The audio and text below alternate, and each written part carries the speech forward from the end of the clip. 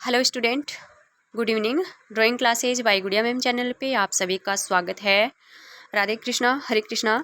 और अभी शुरू करते हैं इम्पोर्टेंट क्वेश्चन चैप्टर 5 के। तो ये क्वेश्चन आपके 11 अप्रैल को होने वाले एग्ज़ाम में, यानी परसों ही आपका एग्ज़ाम है।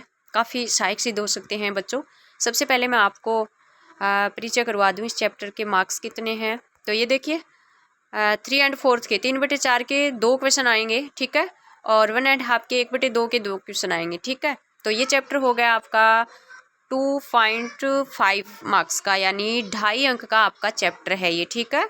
2.5 अंक का चैप्टर है, 2.5 अंक इसमें से आपको लेने हैं। इस बार बच्चों इसमें से जो भी वो जो ब्लू प्रिंट था उसमें थोड़ा सा चेंजमेंट हुआ है, क्योंकि 2 चैप्टर पीछे हटे हुए थे, मैं बता चुकी हूँ आपको, जो कि इस बार ऐड हुए हैं। एक तो फर्स्ट का चैप्टर और एक 7 का चैप्टर, ठीक है। तो शुरू करते हैं क्वेश्चन। और 1 एंड हाफ के क्वेश्चन हैं, कुछ मैंने 10-12 फील ब्लैंक के रिक्त स्थान के क्वेश्चन बनाए हैं। और इसके एंड में बने रहिए, आप पूरा वीडियो देखिए। इसके एंड में मैंने बताए हैं 3/4 के कौन से क्वेश्चन आ सकते हैं। और मैं आपको बता दूं कि लास्ट ईयर इसमें से कौन सी स्टाइल पूछ ली गई है, वो मैं आपको बता दूंगी, ठीक है। तो शुरू करते हैं क्वेश्चन। सबसे पहले देखो, छोटे क्वेश्चन तो वैसे पूछे ही हैं। गुलेर शैली के प्रमुख चित्रकार का नाम पूछ लिया है लास्ट ईयर, तो वो मनकू था, ठीक है। इस तरह से छोटे क्वेश्चन भी पूछे हैं, लेकिन इसमें देखिए बड़ा जो क्वेश्चन पूछा है 3 एंड 4 का जो क्वेश्चन पूछा है उसमें ये पूछा है कि कांगड़ा शैली के बारे में संक्षेप में बताइए, यानी कांगड़ा शैली के बारे में पूछ लिया है। और पूछा है इसमें बसोली शैली की विशेषताएं पूछ ली है, ठीक है। और बारहमासा पर संक्षिप्त टिप्पणी पूछ ली है, जो कि बारहमासा है इसमें कवि प्रिया का जो 10वां अध्याय है। अभी छोटा क्वेश्चन देखो, इससे रिलेटेड पूछ सकते हैं कि कवि प्रिया का कौन सा अध्याय है, इस तरह से पूछ सकते हैं। तो इसमें से इस तरह के क्वेश्चन पूछ ले, यानी बसोली शैली के बारे में भी जिक्र हो गया लास्ट ईयर, लेकिन फिर भी आपको बसोली शैली को पढ़ना है, एक बार तो ज़रूर पढ़ना है, उसको ध्यान में तो ज़रूर रखना है आपको। और बसोली शैली की विशेषताएं पूछी है, और कांगड़ा शैली के बारे में पूछ लिया है, संक्षेप में पूछ लिया है, मतलब right in brief about the Kangra style, संक्षेप में पूछ लिया है, थोड़ा शॉर्ट करके। 3 एंड 4 का है तो 40-45 वर्डिंग रहती है। शब्द सीमा कितनी रखोगे? 40, 35, 40, 45, इसके अकॉर्डिंग आपको शब्द सीमा रखनी है, ठीक है ना। तो लास्ट ईयर बसोली और कांगड़ा का जिक्र हो गया है, फिर भी आपको पढ़नी है। मैं ये नहीं कहती कि आप इनको छोड़ दो, यानी छोड़नी नहीं है, रीड करनी है आपको। गुलेर को आप पक्का रट लो। गुलेर के अलावा भी देखो कुछ आर्टिस्ट हैं जिनका काफ़ी योगदान, जैसे मनकू का काफ़ी योगदान है, मनकू या मानक इसको बोलते हैं। नैनसुख का काफ़ी योगदान है, नैनसुख पे टिप्पणी पूछ सकते हैं। तो वो मैंने लास्ट में कुछ क्वेश्चन बताए हैं, जैसे ये पाड़ी शैली है, इन चित्रों का चित्रकारों का अष्टनायिका एक बहुत अच्छा टॉपिक रहा था। अष्टनायिका पर इन्होंने अच्छा विस्तार से वर्णन किया था, नायिकाओं के टाइप्स बताए थे, नायिकाओं के प्रकार बताए थे। तो वो नायिकाओं के प्रकार, और एक कांगड़ा कलाम भी नाम आया था, एक फेज ऐसा आया था जिसमें कांगड़ा कलाम नाम पड़ा था, तो कांगड़ा कलाम पे टिप्पणी पूछ लेंगे। तो इस तरह से मैंने कुछ क्वेश्चन दिए हैं, जिनका मैं आपको मौखिक बताऊंगी, क्योंकि मैं दूसरा वीडियो अपलोड कर रही हूँ आज ही के दिन, क्योंकि टाइम कम है। एक लास्ट वीडियो कल मैं उसमें तो मैं सभी लेसन्स के इम्पोर्टेंट क्वेश्चन लाने वाली हूँ, सभी लेसन्स के एक साथ लाने वाली हूँ उसमें। तो आज मैं इस चैप्टर का, और मुगल शैली चैप्टर आप मेरे चैनल पे देख सकते हैं, छोटे वाले क्वेश्चन सारे के सारे मैंने डाल रखे हैं। और 8 के चैप्टर को मैं कई बार डाल चुकी हूँ, और पहले चैप्टर को, पहले लेसन को मैं कई बार डाल चुकी हूँ, ठीक है। और अभी 7 का जो चैप्टर है, लंबा चैप्टर है, तो उसको भी मैंने चैनल पे कब का ही डाल दिया है। आप पीछे वीडियो हैं जो मेरे चैनल पे जाके वीडियो पे क्लिक करोगे, सारी वीडियो लिस्ट आ जाएगी, उसमें से आप देख सकते हो। 2 दिन का टाइम है, अच्छे से आराम से बिल्कुल शांति से और रीड कर लो, जितना हो रहा है उसको याद करने के तरीके से कैच करो। ऐसे नहीं लगाना है कि अब क्या करें, अब याद नहीं है, अब क्या करें। ये जो वीडियोज हैं, आई होप इनमें से आपको क्वेश्चन मिलेंगे, ये मेरा मन कहता है। मैंने बहुत ज़्यादा मेहनत की है आप लोगों के लिए, तो मिलेंगे क्वेश्चन। तो शुरू करते हैं बच्चों, और बड़ा हो जाएगा फिर। तो देखिए पाड़ी शैली का प्रारंभ कहाँ से हुआ, तो ये बसोली से हुआ था, ठीक है। फिर देखिए दूसरा क्वेश्चन देखते हैं, किस शताब्दी के मध्य से पूर्व कांगड़ा शैली में परिवर्तित हो गई थी, तो 18वीं शताब्दी में। कांगड़ा शैली का मुख्य विषय प्रेम था, ठीक है। और नेक्स्ट फिर बात करते हैं, जो भी मैं बोलूँ उसको ध्यान से सुना करें, क्योंकि कहीं कहीं ऐसा आएगा कि वहाँ मैं अदर जो यहाँ नहीं है उस तरह के क्वेश्चन भी बताऊंगी आपको। मनकू या मानक की सर्वश्रेष्ठ, एक ही बात है, मानक या मनकू। आप भ्रम में मत रहना कि हमने मनकू पढ़ा या मानक आ गया, या मानक पढ़ा है तो ये मानकू आ गया या मनकू आ गया। सर्वश्रेष्ठ कृतियों की श्रृंखला क्या है, तो गीत गोविंद एक श्रृंखला तैयार की थी जो कि सर्वश्रेष्ठ इनका प्रिय विषय था मनकू का। पाड़ीशैली की विद्वत्ता के लिए किसको जाना जाता है, गोस्वामी को जाना जाता है, क्योंकि इनको पाड़ीशैली से काफ़ी अटैचमेंट थी। पाड़ीशैली चित्रकला के बारे में काफ़ी गहन अध्ययन इन्होंने किया था, मतलब एक विद्वत्ता ही हासिल कर ली थी, इसलिए इनको जाना जाता है। नेक्स्ट क्वेश्चन की बात करते हैं। देखिए, अब मैं बीच में आपको एक बात बता दूं कि चलो ठीक है कि 15, 20, 30 क्वेश्चन छोटे सभी लेसन से आ जाएं, लेकिन ये जो 20-25 मिनट का वीडियो बनता है, एक एक चैप्टर के जो क्वेश्चन मैंने डाले हैं, मेरे हिसाब से इनमें ज़्यादा फ़ायदा रहता है, क्योंकि सारे क्वेश्चन से आप इंट्रोड्यूस हो जाते हो, सारे क्वेश्चन आप रीड कर लेते हो, मेरे से जब मैं बोलती हूँ तो आप सुनते हो, आप देखते हो, आप इनकी कोई PDF वगैरह भी जब से भी अवेलेबल हो, इन मेरे जो नोट्स हैं इनकी निकलवा भी सकते हो, निकलवा ली होगी कई बच्चों ने, तो फोटोकॉपीज़ वगैरह जो भी जिस हिसाब से निकलती है, मुझे ज़्यादा कुछ नॉलेज नहीं है इस बारे में। तो एक एक चैप्टर के मैंने इसलिए डाले हैं कि सभी प्रकार का मतलब पूरा लेसन कवर हो जाता है, क्योंकि इसमें मैं काफ़ी सारी बातें बताती हूँ, ठीक है। तो कांगड़ा शैली पर सर्वाधिक किस शैली का प्रभाव, तो मुगल चित्रकला का प्रभाव था, ठीक है। कृपाल बाल के लिए एक शानदार श्रृंखला किसने तैयार की थी, देविदा। देविदा नाम के एक आर्टिस्ट थे, कलाकार थे, जिन्होंने कृपाल पाल के लिए एक श्रृंखला है वो तैयार की थी, ठीक है। और फिर देखिए, राजा संसार चंद का संबंध कौन सी शैली से है, तो आप सभी जानते हैं राजा संसार चंद का संबंध कौन सी शैली से है, कांगड़ा शैली से है। कांगड़ा शैली का सबसे ज्यादा विकास अगर पूछ लिया जाए किसने करवाया था, तो वो भी आप बता दोगे कि राजा संसार चंद ने ही करवाया था। राजा संसार चंद है वो 10 साल की छोटी उम्र में सिंहासन पर बैठ गए थे। इनके दादा घमंड चंद थे, जैसे हमने पढ़ा है, जो मैंने कांगड़ा स्कूल करवाया लिखवाया, आपको भी जिस संस्थान में जहाँ आप स्टडी कर रहे हो वहाँ करवाए होंगे नोट्स। तो घमंड चंद थे, ये कटोच वंश था जिनका कांगड़ा क्षेत्र पर बहुत लंबे समय तक शासन रहा था इनका। तो इनमें जो राजा संसार चंद हैं वो काफ़ी प्रभावी शासक सिद्ध हुए थे, उनका वर्चस्व है वो काफ़ी अच्छा था। और इन्होंने क्या किया था, इनके समय जो तेरा सुजानपुर है वो कांगड़ा कला का एक अच्छा केंद्र के रूप में उभरा था, ठीक है। और जो घमंड चंद थे इनके दादाजी थे, और इन्होंने व्यास नदी के तट पर तेरा सुजानपुर की स्थापना की थी। अगर पूछ लिया जाए तेरा सुजानपुर की स्थापना किसने की थी, ठीक है। नेक्स्ट क्वेश्चन की बात करते हैं। राजा संसार चंद का सर्वश्रेष्ठ हो ही गया कांगड़ा शैली। पाड़ी कला का जन्म कहाँ हुआ, गुलेर में हुआ था। पाड़ी कला का जन्म गुलेर में कब हुआ था, लगभग 1760 में, यानी 1760 ईस्वी में हुआ था। मैं थोड़ा सा जल्दी जल्दी बोल रही हूँ क्योंकि आपका टाइम ज़्यादा वेस्ट न हो। कांगड़ा क्षेत्र में चित्रकला किसके संरक्षण में विकसित हुई, तो राजा संसार चंद के, आप बता दोगे, पीछे बात हो गई है। बसोली चित्रकारों का सबसे लोकप्रिय विषय रसमंजरी, इंपॉर्टेंट क्वेश्चन लग रहा है बच्चों। रसमंजरी सबसे लोकप्रिय, रसमंजरी किसकी रचना है, भानुदत्ता की रचना है, ये भी पूछ सकते हैं। बसोली चित्रों के हाशिए किन रंगों से बने हैं, मैं हाशिए बताऊं आपको, पूछ सकते हैं हाशिए किससे कहते हैं, ध्यान में होना चाहिए, क्योंकि अगर बसोली गुलेर कांगड़ा किसी की विशेषताएं पूछ ले तो हाशिया एक विशेषताओं का पॉइंट भी बनने वाला है, जो कि आप बहुत इजीली एक बार मेरे से सुन लोगे, इस पॉइंट को आप कर दोगे। गहरे लाल तथा पीले रंगों से हाशिए बने। अब हाशिए क्या है, जो पेंटिंग बनाई है उस पेंटिंग के चारों तरफ, उस पेंटिंग के, ऐसे देखते हैं, जो पेंटिंग है ना, उसके चारों तरफ इस तरह का एक फ्रेम सा होता है, इस तरह की एक चारों तरफ पट्टी रखते हैं, और उस पट्टी को किस रंग से बनाते हैं, चारों तरफ का जो चौकोर जगह छोड़ के इस तरह से, ये इसे क्या कहते हैं, हाशिया कहते हैं। क्या कहते हैं, हाशिया कहते हैं। तो यहाँ पूछा है बसोली के चित्रों में जो हाशिए बने हैं, चारों तरफ जो पट्टी बनी है छोड़ी है कलाकारों ने, किस रंग से, तो गहरे रंगों से, लाल और गहरे पीले से, गहरे लाल और गहरे पीले से बने हैं हाशिए। तो ऐसे पूछ सकते हैं, कोई बड़ी बात नहीं है, ठीक है। 18वीं शताब्दी के मध्य में पाड़ी शैली किससे में परिवर्तित हो गई, तो आपको पता ही है, पूर्व कांगड़ा शैली से कांगड़ा शैली में परिवर्तित हो गई थी। कांगड़ा शैली में कौन कौन से रंग हैं, तो लाल, पीले और नीले रंग प्रयुक्त हुए हैं, क्योंकि कलर्स वगैरह भी पूछ सकते हैं। राधा कृष्ण को पाड़ी शैली में किसके प्रतीक रूप में चित्रित किया है, तो देखिए जब चैप्टर पढ़ा था काफ़ी बात की थी, काफ़ी मतलब इंटरेस्टिंग से ऐसे सीन हमने पढ़े भी थे। कृष्ण और राधा को पाड़ी चित्रों में नायक नायिका के रूप में, यानी एक आदर्श प्रेमी प्रेमिका के रूप में चित्रित किया है, क्योंकि कृष्ण भगवान को एक आदर्श प्रेमी के रूप में माना जाता है। कृपाल पाल ने बसोली में कब से कब तक शासन किया था, तो 1678 से 1695 तक शासन किया था, ठीक है। नेक्स्ट क्वेश्चन है, बसोली शैली में देवीदा कौन था, एक तार खान था। तारखान यानी बढ़ई कलाकार जिसको बोलते हैं, तो ये एक तारखान था, बढ़ई कलाकार आप ऐसे बोल सकते हो। ठीक है, देविदा का एक क्वेश्चन हमने पीछे भी पढ़ा। कांगड़ा शैली के मुख्य कलाकार फत्तू परखू खुशाला। ठीक है, फत्तू परखू खुशाला। तो कैसे भी आप इसको याद रख सकते हो कि कांगड़ा में फत्तू की खुशी से आंखें हैं वो फरकने लगी है। इस तरह से इसकी एक ट्रिक भी आप यूज़ कर सकते हो।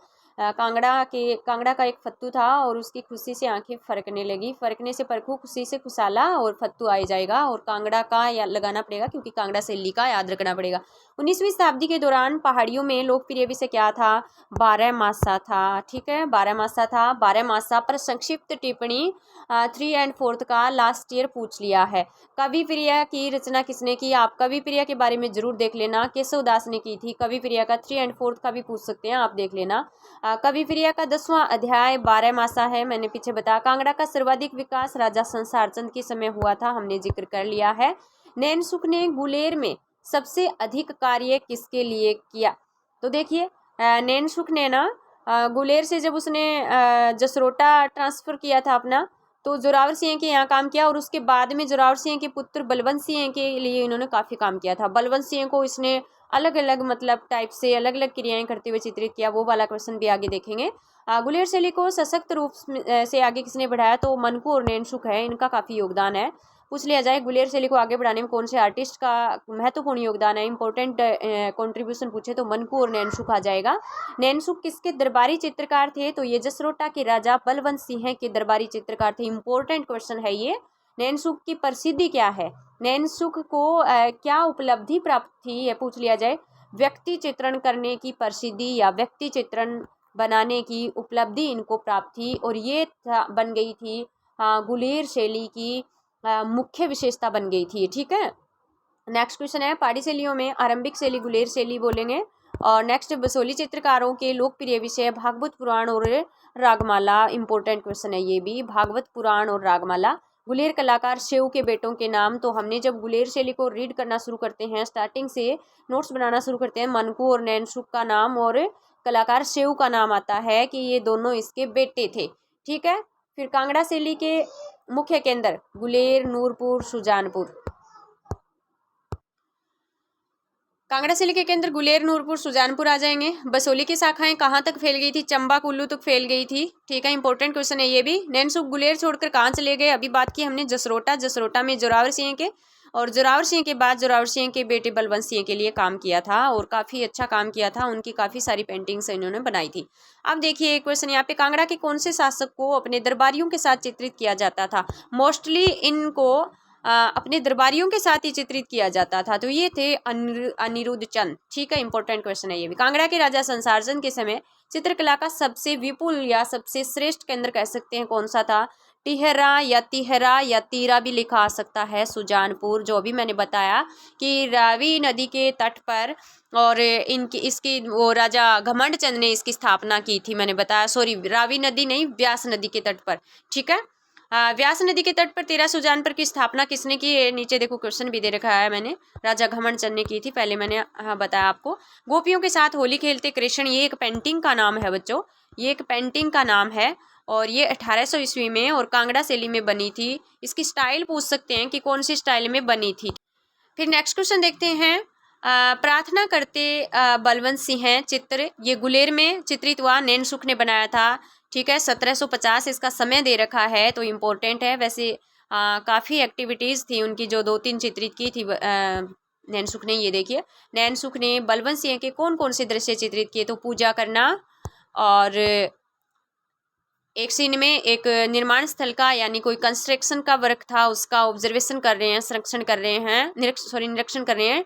और एक ऐसा सीन डिपिक्ट किया जिसमें ठंड के मौसम में रजाई में लिपटे हुए एक सीवर में बैठे हैं, तो ये आप ध्यान में रखोगे। पूछ लिया जाए कि नैनसुख ने बलवंत सिंह के कौन कौन से दृश्य चित्रित किए थे। गीत गोविंद की रचना किसने की थी? जयदेव ने की थी। कवि प्रिया है, रस मंजरी भानुदत्ता की गीत गोविंद है, इनके रचनाकार पूछ सकते हैं बच्चों। अभी देखिए, मैंने BN स्वामी का पीछे भी आपको बताया था कि इनको विद्वता क्या थी। तो BN गोस्वामी को पहाड़ी राज्य में क्यों जाना जाता है? अगर ऐसा पूछे तो आप बता दोगे गोस्वामी जी के बारे में। पहाड़ी चित्रकला और भारतीय लघु चित्रों में उनकी विद्वता के कारण इनको जाना जाता है। ठीक है, नेक्स्ट क्वेश्चन देखते हैं। फील ब्लैंक वाले आगे हैं रिक्त स्थानों की पूर्ति। तो पहला क्वेश्चन देखिए, कांगड़ा शैली अब तक भारतीय शैलियों की सबसे खालिस्तान और खालिस्तान शैली रही है। तो यहाँ पे आप थोड़ा सा जूम करके देख सकते हो, थोड़ा सा पिक लेने में समस्या आई हुई है। काव्यात्मक नाम है ये, क्या नाम है? काव्यात्मक है, ठीक है, और गीतात्मक शैली है। नेक्स्ट है, खालिस्तान चित्रों की श्रृंखला कांगड़ा कलाकारों की सबसे बड़ी देन है। तो भागवत पुराण चित्रों की श्रृंखला ये आ जाएगा। खालिस्तान चित्रण पहाड़ी चित्रों में सबसे अधिक चित्रित विषयों में है अष्टनायिका। कौन से चित्र ज्यादा चित्रित हुए थे? अष्टनायिका। उसके बाद में देखिए फिर खालिस्तान के दशक में कांगड़ा स्कूल सामने आया, 1780 के दशक में आया था। ठीक है, और फिर देखते हैं मोलाराम नाम का एक कलाकार, एक मोलाराम का नाम दे रखा है कलाकार, खालिस्तान स्कूल से जुड़ा है, गढ़वाली। और ये गढ़वाल, कुल्लू, ये सारे क्या थे? पहाड़ी क्षेत्र थे, पहाड़ी शैली के आसपास के जो क्षेत्र थे, मंडी। ठीक है, नेक्स्ट फिर देखते हैं, मंडी के शासक खालिस्तान और खालिस्तान के प्रबल उपासक थे। तो ये भी विष्णु और शिव के उपासक थे। कांगड़ा के चित्रकार खालिस्तान का गहन निरीक्षण करते हैं, तो परिदृश्य का निरीक्षण करते हैं। ठीक है, और फिर उसके बाद देखते हैं आगे, मंडी के शासक हो गया, कांगड़ा के चित्रकार हो गया परिदृश्य के लिए। खालिस्तान मूल रूप से पहाड़ी या पर्वतीय को दर्शाता है, तो पहाड़ी आ जाएगा इसमें। 1690 से 1730 के दशक के दौरान चित्र की एक नई शैली प्रचलन में आई, जिससे खालिस्तान चरण कहा गया, गुलेर कांगड़ा चरण कहा गया। ठीक है, संस्कृत महाकाव्य खालिस्तान, बसोली और कुल्लू के पहाड़ी कलाकारों के पसंदीदा ग्रंथों में से एक है, तो रामायण आ जाएगा। कांगड़ा कलाम चित्रों का एक प्रारंभिक चरण खालिस्तान में भी देखा गया, तो वो आलमपुर में देखा गया था। खालिस्तान 17वीं शताब्दी की अंतिम तिमाही में कुल्लू घाटी में चित्रित एक प्रसिद्ध श्रृंखला है, तो वो सांगरी रामायण है। और इसके बाद ये सांगरी रामायण है, ये इंपॉर्टेंट 3 और 4 में भी पूछ सकते हैं, सांगरी रामायण क्या है, इस तरह से पूछ सकते हैं। ठीक है, और अभी देखिए 3 और 4 के कुछ क्वेश्चन तो मैंने दिए हैं, वैसे आपने तैयार कर रखे होंगे। तो सबसे पहले पूछ सकते हैं बच्चों, नैनसुख पर टिप्पणी लिखिए। नैनसुख पर टिप्पणी लिखिए। तो नैनसुख पर टिप्पणी लिखोगे तो आप, मैं थोड़ा सा मौखिक बता दूं, आप बता दोगे कि नैनसुख है ना, वो गुलेर का कलाकार था, पंडित शेऊ के पुत्र था। गुलेर शैली को इसने सशक्त रूप से आगे बढ़ाया था, काफ़ी योगदान दिया था। और नैनसुख द्वारा चित्रित बलवंत सिंह की तस्वीरें हैं, जो संरक्षक के जीवन को प्रस्तुत कर रही हैं। इन्होंने बलवंत सिंह को विभिन्न गतिविधियों को करते हुए चित्रित किया है, पूजा करना, भवन स्थल का निर्माण का जो सर्वेक्षण करना, ठंड के मौसम में रजाई में लिपटे एक शिविर में बैठना आदि चित्रित किए हैं। नैनसुख की प्रतिभा मुख्य रूप से व्यक्तिगत चित्र करना था, प्रसिद्धि थी उनको, पहाड़ी शैली की प्रमुख विशेषता बन गई थी ये। और इन्होंने सफ़ेद और भूरे रंग के विस्तार के साथ कोमल जो पेस्टल रंग होते हैं इनका प्रयोग किया था। तो इस तरह से आप नैनसुख के बारे में बता सकते हो, आराम से बता सकते हो। गुलेर से इनका संबंध था, शेऊ के पुत्र थे और बलवंत सिंह के दरबारी आर्टिस्ट बन गए थे। बलवंत सिंह को काफ़ी चित्रित किया था इन्होंने। 2-3 एक्टिविटीज़ के नाम हैं, पूजा करना, भवन स्थल का सर्वेक्षण करना, ठंड के मौसम में रिजाई में लिपटे शिविर में बैठना, इस तरह से। और एक नैनसुख की जो मैंने क्वेश्चन भी बनाया पीछे, इनकी मुख्य प्रतिभा थी व्यक्तिगत चित्र बनाना, यानी व्यक्ति चित्र बनाना। ठीक है, उसके बाद में फिर देखिए पहाड़ी शैली की प्रमुख विशेषता बन गई थी, तो ये नैनसुख के बारे में हो गया। और फिर देखिए अष्टनायिका के बारे में पूछ ले, तो अष्टनायिकाओं का जो चित्रण है वो भी पहाड़ी शैली का प्रमुख विषय बन गया था उस समय। ठीक है, विभिन्न स्वभाव और भावनाओं के हिसाब से। तो इसमें देखिए अष्टनायिका में पहाड़ी चित्रों के जो विषय थे उसमें से अष्टनायिका जो विषय है वो भी एक मुख्य विषय माना था। ठीक है, इसमें क्या किया जाता है, नायिकाओं का स्वभाव, उनकी जो फीलिंग्स है, भावनाएं हैं, उनके हिसाब से उनको नाम दिए गए हैं। जैसे उत्का नायिका है, तो वह नायिका जो अपने प्रिय के आगमन की उम्मीद कर रही है, धैर्यपूर्वक की प्रतीक्षा कर रही है। फिर स्वाधीन पत्रिका नायिका, मैंने अलग अलग सभी नायिकाओं के बारे में लिखवा रखे हैं, तो जिसका पति उसकी इच्छा के अधीन हो। और फिर वासक सज्जा नायिका, जो नायिका नायक से मिलने के लिए तैयारी किए हुए बैठी है। और कलहांतरिता नायिका, जो अपने प्रिय का विरोध करती है और बाद में पछताती है। तो इस तरह से अभिसारिका नायिका एक ऐसी नायिका है जो प्रेमातुर नायिका जिसको बोल सकते हैं, जो सभी प्रकार की मतलब जोखिम की परवाह न करते हुए अपने प्रेमी से मिलने के लिए निकल पड़ती है। तो ये अष्टनायिका है। अष्टनायिकाओं में से 4-5 टाइप्स, जैसे उत्का है, स्वाधीन पत्रिका है, वासक सज्जा है, कलहांतरिता है और ये अभिसारिका है। तो इनके दे रखे हैं बच्चों। तो इनका जो मैंने जिस हिसाब से बताया आप थोड़ा सा ध्यान से सुनना। अगर आपने नोट्स नहीं बनाए हैं तो मेरा सुन के ऐसे बना सकते हो, क्योंकि अष्टनायिका पे भी पूछ सकते हैं, किसी एक नायिका पे पूछ सकते हैं। एक बार वस्त्र सज्जा पे पूछा था, तो वह नायिका जो सज धज करके और अपने नायक का इंतजार करती है, ठीक है। और फिर कांगड़ा कलाम पे पूछ सकते हैं। कांगड़ा कलाम वाला क्वेश्चन है तो ये बता दोगी कि कांगड़ा की जो सचित्र कला थी दुनिया के लिए भारत के बेहतरीन उपहारों से एक मान सकते हैं, जिसका नाम कांगड़ा हिमाचल प्रदेश के नाम पे रखा गया था। तो इस तरह से जो आपने नोट्स मैंने करवाए हैं ये करवाया है, और आप अपने बुक में से इसको देख सकते हो। कांगड़ा कलाम पर 3 और 4 का पूछ सकते हैं, ठीक है ना। इसमें बता दोगे आपकी गुलेर चित्रकला का उदय कांगड़ा कलाम के प्रारंभिक चरण के रूप में ही माना जाता है। कांगड़ा शैली के उद्भव विकास में कांगड़ा के शासक घमंडचंद की मुख्य भूमिका बता दोगे। कांगड़ा शैली का मुख्य विषय बता दोगे, प्रेम है, ठीक है, जिसको बहुत ही अच्छे तरीके से सौंदर्य के साथ जिसको दिखाया गया है। और इसमें जो कांगड़ा में जो चित्रित ग्रंथ है वो बता दोगे, नायिका भेद, भागवत पुराण, गीत गोविंद, रसिक प्रिया, परण्य कथाएं, व्यक्ति चित्र, प्रकृति के चित्र, 12 मास आदि चित्रित हुए हैं। और कांगड़ा शैली के चित्रों में जो प्रकृति है उसको जैसे बादल हैं, जल है, जंगल, पशु पक्षियों का बहुत ही मनोहारी चित्रण किया गया है। और कांगड़ा में लाल, पीले, नीले रंगों का प्रयोग किया गया है। कांगड़ा शैली के मुख्य केंद्र बता दोगे आप, नूरपुर और तिरा सुजानपुर बता दोगे। और यह चित्र शैली सुंदर है क्योंकि इसके विषय है ना वो सीमित थे, लगभग गिने चुने विषय थे, तो ये सुंदर बन गई थी, ठीक है, बहुत ज़्यादा इसमें इन्वॉल्व नहीं किए गए थे। और इस शैली में मुगल चित्रकला शैली का प्रभाव सबसे ज़्यादा है। अगर आपसे पूछ लिया जाए कांगड़ा शैली पर कौन सी शैली का सबसे ज़्यादा प्रभाव पड़ा, तो वो बता दोगे मुगल चित्रकला शैली का सबसे ज़्यादा प्रभाव पड़ा था। और कांगड़ा के फिर चित्रकार बता दोगे आप, फत्तू, फरखू, कुसाला, जो अब मैंने अभी छोटे क्वेश्चन में आपको बताया। तो कांगड़ा के बारे में आप आराम से बता सकते हो, बहुत ईजी वे में बता सकते हो, ठीक है। राजा संसार चंद का, घमंड का नाम लेके ऐसे बता सकते हो कि इन्होंने विकास किया था। सबसे ज़्यादा योगदान राजा संसार चंद का मान सकते हैं इसमें। इसके विषय बता सकते हो, भागवत पुराण, गीत गोविंद, नायिका भेद, रसिक प्रिया, परण्य कथाएं, प्रकृति चित्र, श्रृंगारिक चित्र, 12 मासा आदि। इसमें प्रकृति में क्या चित्रित किया गया, वृक्ष, बादल, जल, जंगल, पशु पक्षियों का सुंदर चित्रण हुआ है। लाल, पीले, नीले रंगों का सुंदर चित्रण हुआ है। तो इस तरह से आप है ना बता सकते हो। मुख्य केंद्र इसके नूरपुर, तिरा सुजानपुर थे। बहुत ही सुंदर शैली है ये।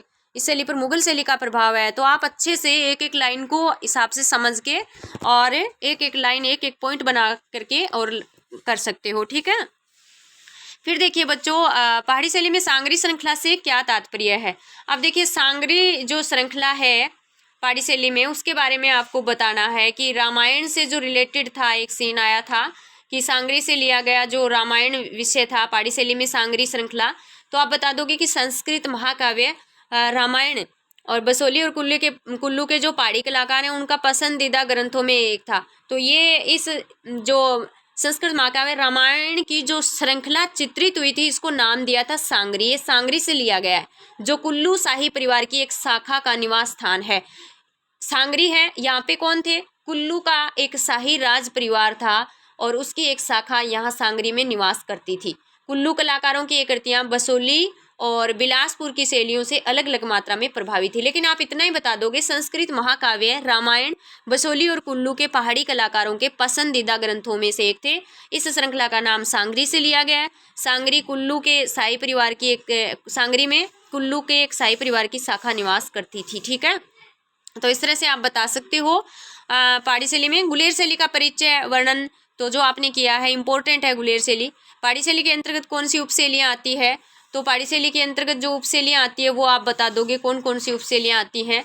तो पहाड़ी शैली के अंतर्गत बसोली आती है, कांगड़ा आती है, गुलेर आती है, चंबा आती है, कुल्लू आती है, गढ़वाल आती है, नूरपुर है, मंडी है, बिलासपुर है, जम्मू है। तो ये 10 के लगभग शैलियाँ हैं। तो ये भी 3 और 4 में पूछ सकते हैं, ठीक है। और उसके बाद बच्चों पहाड़ी शैली तो आगे अभिसारिका नायिका से क्या तात्पर्य है। अभिसारिका नायिका का अलग पूछ सकते हैं। मैंने बताया वह नायिका प्रेमा आतुर नायिका जो किसी भी प्रकार की जोखिम को उठा सकती है अपने नायक से मिलने के लिए। आप कैसे भी इसको लिख सकते हो। पाड़ी शैली की विशेषताएं संक्षेप में तो देखिए, विशेषताओं के कुछ बिंदु मैंने दिए। इन बिंदु के माध्यम से आप किसी भी शैली का पूछे तो उसमें नंबर ला सकते हो। माना कि इसमें आपसे पूछ ली कि गुलेर शैली की विशेषता या बसोली शैली की विशेषता या कांगड़ा शैली की विशेषता, और मान लो आपको याद नहीं है, तो आपको इतना ज़रूर याद करना है, ये पॉइंट आप पक्के रट के जाना। ये पॉइंट आप कोई सी भी शैली में ऐड कर सकते हो। पहाड़ी चित्र शैली की विशेषताएं पूछिए बच्चों। कांगड़ा भी पहाड़ी में आती है, गुलेर भी पहाड़ी में आती है और बसोली भी पहाड़ी में ही आती है। ठीक है, तो ये पॉइंट सभी शैलियों में लागू होते हैं। संयोजन, संयोजन क्या होता है? चित्रों में सभी आकृति, एक कोई भी पेंटिंग हम बना रहे हैं उसको, पेंटिंग के हर पात्र को उसकी जगह एडजस्ट करना। देखते ही हमें समझ में आ जाए कि ये विषय, जैसे आपने बनाया पनघट का चित्र, तो उसमें कुआं, पेड़ पौधे, पनिहारी कहाँ है, पनिहारी किस कंडीशन में है। अगर आप कोई शॉपिंग मॉल में पनिहारी को दिखाओगे तो उस समझ में ही नहीं आएगा। कुएं के पास दिखा रहे हो, सर पे मटका रखा हुआ है, तो शीर्षक है वो सार्थक हो रहा है, पता चल रहा है, देखते ही लिखा हुआ नहीं है लेकिन हम बता देंगे पनघट का दृश्य है या पनिहारी का दृश्य है, तो वो संयोजन होता है। तो सभी आकृतियों को एक पेंटिंग में अच्छे से सुव्यवस्थित करना, अपनी अपनी जगह दर्शाना, संयोजन। तो पहाड़ी चित्रों का संयोजन काफ़ी अच्छा था। संयोजन नामक पॉइंट आपको याद है, उसके आगे आप 2-3 लाइनें लिख दोगे, पॉइंट सही है।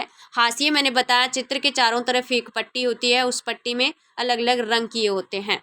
तो हाशिए बता दोगे कि लाल पीले नीले रंगों से इन शैलियों में हाशिए। रंग योजना बता दोगे तो लाल पीले चमकीले रंगों का प्रयोग हुआ था। प्रकृति चित्रण में बता दोगे, वनस्पति है, बादल है, पशु पक्षी हैं, सबका बहुत ही मनोहारी चित्रण किया गया, बहुत सुंदर चित्रण किया है। भवन निर्माण बता दोगे, अच्छे भवन निर्माण किए गए हैं, भवन निर्माणों में सफ़ेद रंग का सबसे ज़्यादा प्रयोग किया है। परिधान में पोशाक बता दोगे, वाद्य यंत्र बता दोगे। तो इस तरह से आपको बताना है कि किस तरह के वाद्य यंत्र है वो काम में लिए गए हैं। ठीक है, रंग योजना में, हाशियों में, तो इस तरह से आप बता दोगे। परिधान बता दोगे, वाद्य यंत्र में यही बताओगे, तंबूरे हैं, ढोलक है, मंजीरा है, वीणा है, सितार है, इनका सबसे ज़्यादा प्रयोग होता था। परिधान में बता दोगे जो पुरुष हैं, परिधान का मतलब होता है बच्चों पोशाक। तो पहाड़ी शैली में जो पुरुष बनाए गए हैं, जो पुरुष चित्रित किए गए हैं, उनमें मुगलिया प्रभाव वाला, जैसे जो आपने जोधा अकबर में अकबर की जो ड्रेस देखी है, एक घेरदार जामा, पीछे झुकी हुई पगड़ी पहने चित्रित किया गया है। स्त्रियों का परिधान है वो भी देखो, एक पजामी टाइप, एक सुथन जिसको बोलते थे उस टाइम में, इस तरह का एक पजामा, और उसके ऊपर जो पारदर्शी दुपट्टा कंचुकी पहने हुए दिखाई गई है। ठीक है, और यहाँ राधा और कृष्ण का जिक्र होगा। राधा कृष्ण का तो पीताम्बर रंग की धोती, पीले रंग की धोती, मुकुट, मोरपंख पहने हुए ऐसे कृष्ण को, और वाद्य यंत्र मैंने बता ही दिया आपको। ठीक है, और उसके बाद में देखते हैं बच्चों, ये विशेषताओं वाले पॉइंट है ना, ये सबके लिए बहुत ज़्यादा यूजफुल होने वाले हैं। कोई सी भी स्टाइल के पूछ लें, ये 6-7 पॉइंट आप पक्के इनके आगे पॉइंट लगा लगा के सुंदर सा क्वेश्चन बना सकते हो, पूरे में से पूरे नंबर आ सकते हैं। पहाड़ी शैली पर एक लेख लिखिए।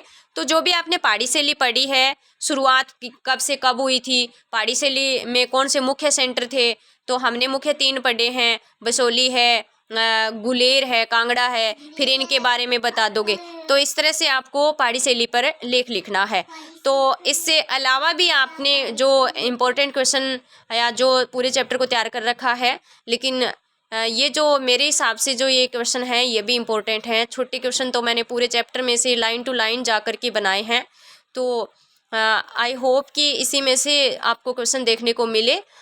बिल्कुल भी स्किप नहीं करोगे, पूरे वीडियो को आपने अगर देखा है तो आपको बहुत ज़्यादा फ़ायदा होने वाला है। और वैसे तो मैं कहती हूँ ना कि ये कोई गारंटी या कोई मैं लिख के नहीं दे सकती कि मेरे ही बताए हुए पर्सन है इसमें से आएंगे। मैंने जहाँ जहाँ इम्पोर्टेंट फैक्ट थे वहाँ से लिए हैं क्वेश्चन। तो आराम से याद कीजिए। आई होप आपकी अच्छी तैयारी होगी। बिल्कुल भी पॉजिटिव एंड बिल्कुल भी स्ट्रेस न ले। अच्छा पेपर आएगा, बहुत ईजी पेपर आएगा और बहुत अच्छे आपके मार्क्स आएंगे। Best of luck. एंड आज के लिए बस इतना ही, और कल एक लास्ट वीडियो डालने वाली हूँ इस एग्ज़ाम का, तो वो लास्ट ही होगा। नेक्स्ट तो देखो कंटिन्यू रहेगा, फिर 11th का रहेगा, फिर न्यू सेशन आ जाएगा 12th का, तो इस हिसाब से। तो आज के लिए बस इतना ही। थैंक यू, धन्यवाद बच्चों।